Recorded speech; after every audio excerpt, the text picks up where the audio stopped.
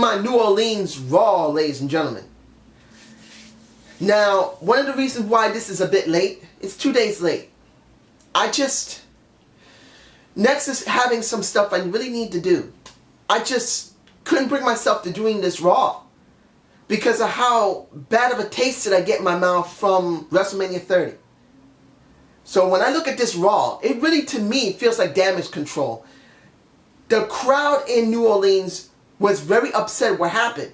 So in this situation, during parts of the show, you could see it. So I'm going to go to that part where everyone is going to be basically waiting for. I'm just going to get it done now. And that is the Brock Lesnar Paul Heyman segment. Look, I love Paulie. He does great talking. He's always been a great talker. But in this respect, even though it was very good, it was done well, and the crowd went with it. They booed when they needed to boo, they cheered when they needed to cheer, they hissed when they needed to hiss. But to me personally, as I said with Damage Control, Paul was really struggling to try and get the people to really get into the product. Because those boos weren't ordinary boos. These weren't boos because he was a heel. These aren't boos because Brock is a good heel.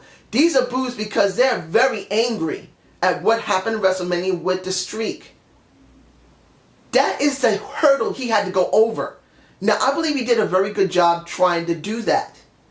And I believe he did a pretty well done job. He spoke very well. He made it very clear. He made it very understandable.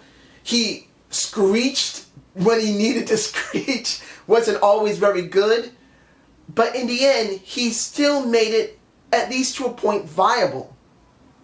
But to be honest, this is Damage Control. The decision made to do this, it made the entire product very hard to watch. Now, when you look at what happened in the beginning of the show, with Daniel Bryan and with Triple H, and Triple H saying, I am going to make you fight me for the championship belts. It also felt like Damage Control. They didn't really need to do this right now. They could have waited until Randy Orton had his rematch. Until they done something with Batista to give him another rematch. But they had the strongest heel they believe in the company go after Daniel Bryan now to get the belt. And the little fight they had with all three of them, with Randy, with Dave, and with Hunter, wasn't that great. Particularly that now they were supposed to go after the tag champs. The Usos, my boys. And then the match that came into it, Usos versus Randy and Batista. There was no match. It was more of a beatdown than anything else. The Usos, who had to get their tag champs before WrestleMania. They had to defend those tag championships belts at the pre-show, which was bad enough. But then, next to having to be a plot device to help Cesaro get over as a face, they now get their asses handed to them by Randy Orton and Dave Batista. This is bad writing right here. You guys tell me below it isn't, but I believe it is. This was very sloppy. Why would you sacrifice your tag champs like this? It was bad enough you had them win on a Raw. It was bad enough that instead of defending their belts on Raw, where you know the Divas, the Vicky Guerrero Invitational sucked so bad, and you could see it on paper it was going to be bad since it was not a Battle Royal. You could have given them that moment, and you still didn't, and then you buried them. Now I know people are going to say they're not buried. Yeah, they are. That was ugly. It was not worth it. But that's just my feeling. Just tell me below how you feel. Now, throughout the night, most of the heels really got a good ovation by the crowd. Rey Mysterio versus Bad News Barrett. Now, I've always said I don't like the gimmick. It sucks. But the crowd is getting over with it. And I can't deny that, look, Barrett has dealt with this. He's been forced to go in this character that sucks, and he knows it. Kind of like what happened with the Funkasaurus. So he's running with it, and he's beginning to get momentum with it. Am I still fond of it? No, I'm not. But I'm not going to shy away from realizing he's done good work while doing it. So when this crowd saw him, they were cheering for his ass. They were cheering for his music. And they cheered when he gave the bull. Oh, he just bulldogged that boy. Just whacked him in the face. And Ray was out like a light. Ray really isn't very liked now. Not many people care about Ray right now. But still, Barrett got over very well.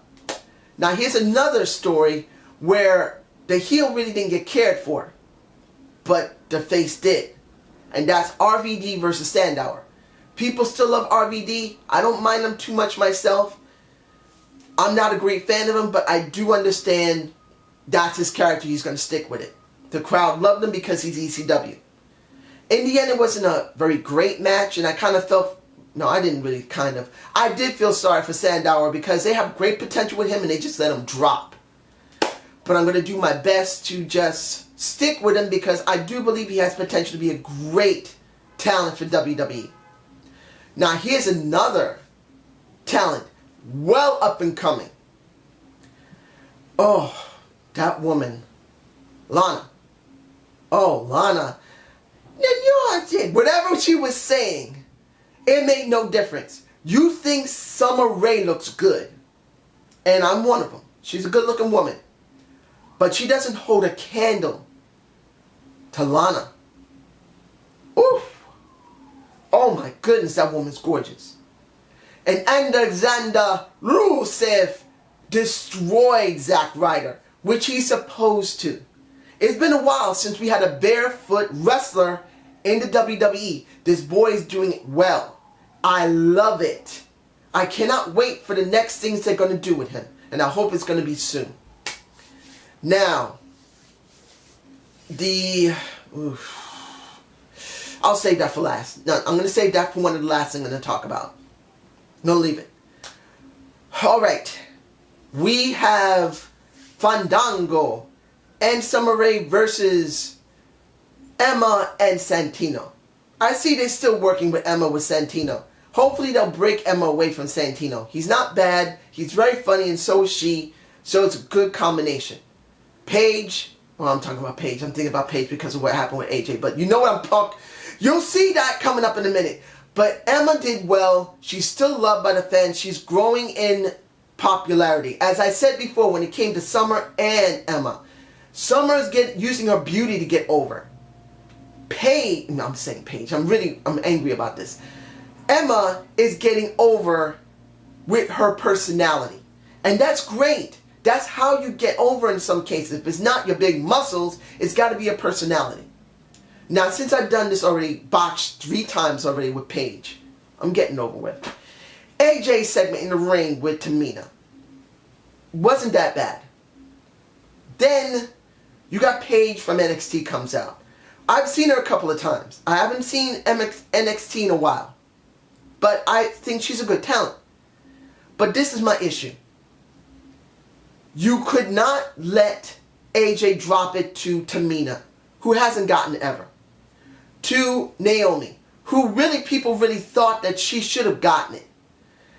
The distant third is Natalya. She hasn't gotten it in a long time. One of those 3 women, particularly the 2 out of those 3, deserved that title. But instead of letting Paige have a couple of matches to build up going into Extreme Rules, they drop it to her now. What the fuck? This is bullshit. Like I said, this is damage control. They're trying things to be suspenseful, shocking. They're trying to give something interesting to the crowd to make them forget about The Undertaker, and this is bullshit. The Divas division isn't great, and we know it. The only thing that's saving it is Total Divas. But it would have been better to let a Total Diva have the belt. Or at least a woman who is working with AJ. This is bullshit. I'm not an AJ fan. I'm glad it's off her. But why Paige? Paige has not been seen on television on Raw. I think she wasn't on SmackDown yet. And she has never been on Raw. And now all of a sudden you give her the fucking belt because you just want the crowd to be shocked about something, to forget about The Undertaker. Shit. It is shit.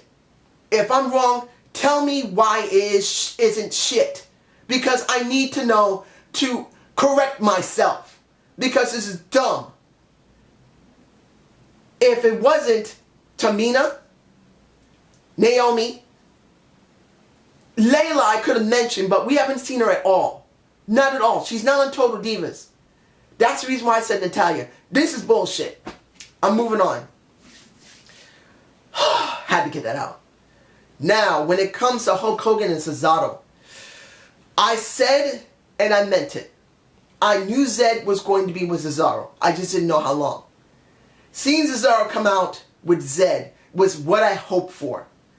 I would have liked to see Zed turn face with Cesaro, but I guess they believed that Cesaro with Zed wouldn't work because he's too much of a heel. I really believed it would have worked. But when Hulk Hogan brought in Cesaro and really showed how great he is, I was happy to see that shit. But then you transition to Paul Heyman from Zed Coulter. Now you could say on paper that's the wisest thing to do. Paul Heyman is really hot right now. We know we're not going to see much of Brock now. Maybe in Extreme Rules, maybe. I doubt he was even going to be seen after this. So they got to do something with Paulie. Throw him to someone super hot right now who's Cesaro. And it worked. The crowd didn't really care if Paul was with him or not.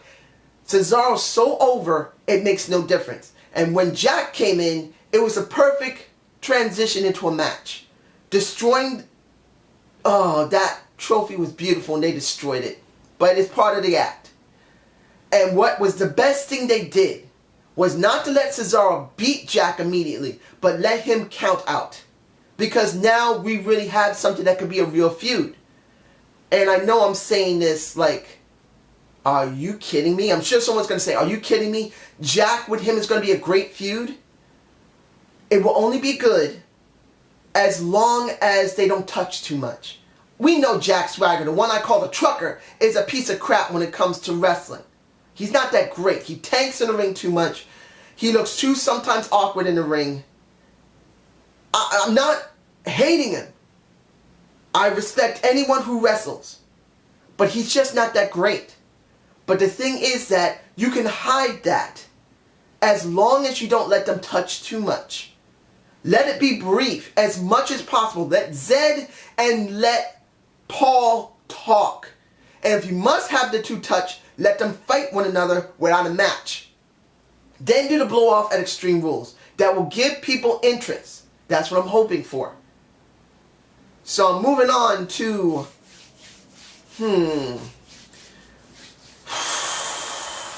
the last thing of the night, I believe. Am I forgetting anything? This has been an upsetting few days, ladies and gentlemen. I'm sorry. It has been. Yeah, this is it. Now that I looked over whatever I've written down, Triple H versus Daniel Bryan. No real match, even though it did actually happen. Batista and the one beat the shit out of him with Kane. In the end, this was about trying to make Daniel Bryan as over as much as John Cena is, which they did do. Bringing in the Shield was the most wisest thing they could have done. And the Shield having those masks that have the skulls on it, I don't know if that's really great for them. They don't really need it. But if they want to sell some merchandise in the WWE, well, we're going to do it. We're going to put our faction with some new merch. Put it on their face. Make sure they look menacing. Such bullshit. Sometimes I just hate when the WWE force gimmicks or merch on people which doesn't need it at this time. But this is just me. In the end, Daniel Bryan, even though he got himself beat up, still looked dominant enough that the crowd in the Superdome loved it. So what is this show? This show wasn't supposed to be great storytelling. I'm sorry, this show to me felt like Damage Control. Really. It wasn't a bad show. A lot of things in here were great, but I think the Usos getting destroyed and Paige getting the title was wrong 100%. It was 100% wrong. Paul Heyman going with Cesaro, I'd rather see Zed with him because I think Zed would be a better fit, but it doesn't mean that it still won't work. But in the end, this was Damage Control to me. If you believe I'm right, tell me below. If you think I'm wrong, give me a reason why I'm wrong. It's still a good show. But in the end, a lot of people are still going to talk about The Undertaker. No one is going to care about what happened fully to Daniel Bryan. Daniel Bryan, even though he's been put over heavily right now, is pale comparisons to what's going to happen with Taker. People are going to want to know, after Taker comes out of the hospital, they want to know if he's gone permanently or not. Is he going to do another WrestleMania match? They need to bring The Undertaker back after about a month to find this out. If they do not do anything and leave it blank until next WrestleMania, when maybe he'll be inducted into the Hall of Fame, or maybe he'll never have another match, which I don't think they will. It will not have the same impact. Will be dumb. The Undertaker within the next couple of months must be seen. Either to say, well, I lost.